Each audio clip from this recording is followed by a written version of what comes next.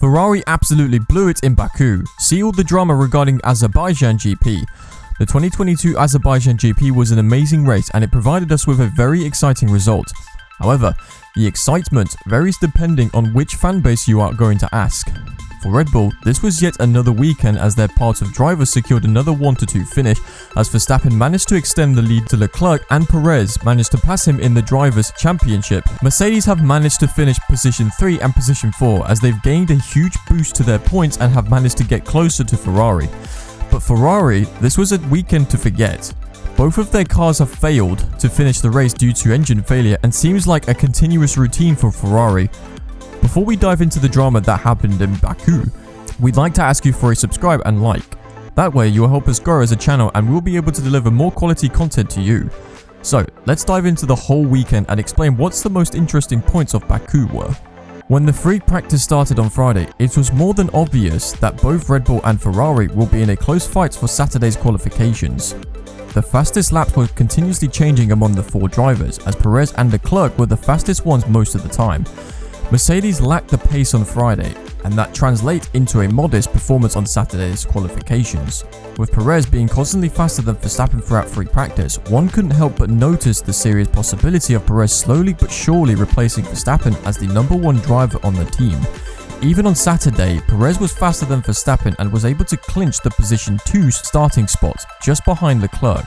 But the dominance of Leclerc was unmatched as the Monegasque has managed to run away from his rivals by a margin of 0.350 milliseconds. Mercedes drivers were able to squeeze into Q3, but Hamilton has been on the verge of dropping out even in Q1 if it wasn't for the slipstream that his teammate has provided him.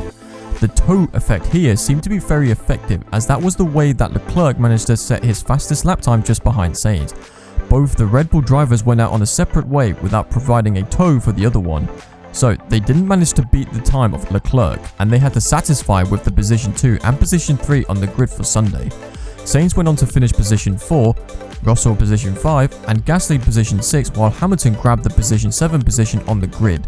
The top 10 were rounded by Tsunoda, Alonso and Vettel, who seems to love this race as he managed to pull a very strong and stellar performance and finish position 6 in the race. So the excitement from this race started at the very beginning, right on turn 1. Perez has managed to pass Leclerc on turn 1 as Monegasque had a lockout on his left tyre and didn't manage to enter the turn properly.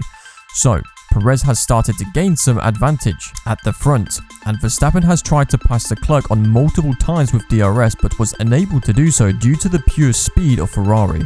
Virtual safety car was deployed because of the first huge disappointment of the race, which was Carlos Sainz's hydraulic problem.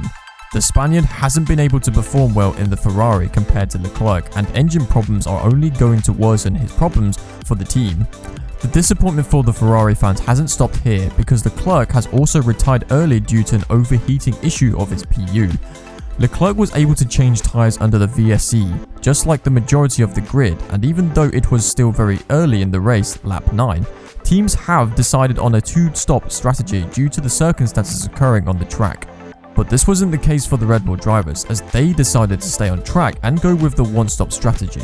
When they pitted, Leclerc was ahead on his compound tyres, but at lap 20, the PU failure happened and he had yet another disappointment after Barcelona and Monaco. For things to be worse for Ferrari, 4 drivers from the constructors that Ferrari supplies their engines with have failed to finish the race due to reliability issues. Zhou, Magnussen, Sainz and Leclerc have all had similar problems, and it's not the first time that the Ferrari has proven to be an unreliable machine. Now, the 2022 season has a budget cap that is very strict, and it's a very hot topic that is discussed in the paddock whether it should be lifted or kept as it is. Many of the players have risen their voices regarding the budget cap affecting their salaries, and executives agree with them 100%. But the team's problems will revolve around upgrades and repairments of new engines, as there is just a limited amount of money that the team can spend on these things. Teams are allowed to fit 3 PU power units in one car for the whole season, and if they overcome this number, they will face grid penalties. The most pleasant surprise of all was Mercedes. They weren't able to go higher than position 5 all weekend long, yet they've managed to finish position 3 and position 4 due to Ferrari's reliability issues.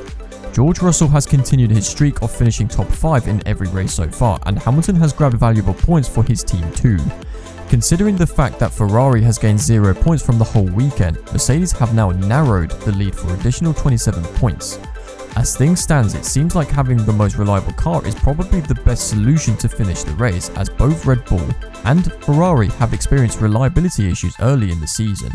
Max has also had some problems with his DRS flap vividly shaking and being open for a wider margin than it's supposed to be on the free practices, but the problem was fixed for the qualifications and for the race. Ferrari is now massively on their back foot as they have failed to convert pole position to win for 3 straight races now.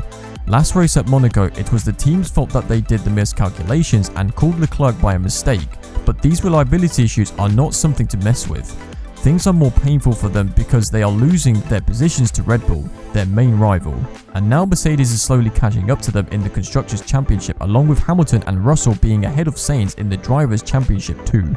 So the problems of the Italian team are heading in 2 directions. The first one is regarding their own engines and how to fix the reliability issues. This will enable them to sell stronger and more durable engines to Haas and Alfa Romeo, which is one huge part of the team's revenue. However, certain talks have transpired about a possible cut in the engine supplying program due to it being caught by the budget cap. This way, the team will try to save as much money as possible and invest it all in their power unit. The second problem that Ferrari is facing is in their own drivers. It's true that you can't do much when your car is having reliability issues, but Sainz isn't really using the full potential of the car when he's had the chance to. He makes silly mistakes like spinning in the gravel in Barcelona and ending the race prematurely due to a spin in Australia. He can judge situations well, just like he did in Monaco regarding the drying of the track. It was his call to go from full wet to hard compound tyres, something that his engineers didn't agree with and continued to constantly call him in the pits for the interns. Leclerc listened to his engineers, and although they have all the data and are the primary judges of situations like this, sometimes the drivers knows better, which was proven by the case of Sainz. Leclerc isn't very happy currently with the Ferrari team either. The team is constantly failing him as a driver, and we could see him leave soon rather than later. Although he is very committed to the team and they have seen massive success this year despite the reliability issues, a real possibility of him leaving due to a disappointment in the team's regime and engines has emerged. When he was asked whether he knows why the engine failed after Baku GP, he simply replied, "No, I haven't. I haven't been to the garage and I haven't spoken to anyone." The tone of his voice has suggested that he may not be interested because it's not the first time that this happens, and he doesn't have the nerve to fight with situations like this.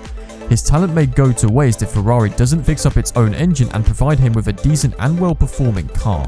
What do you think is next for Ferrari and its drivers?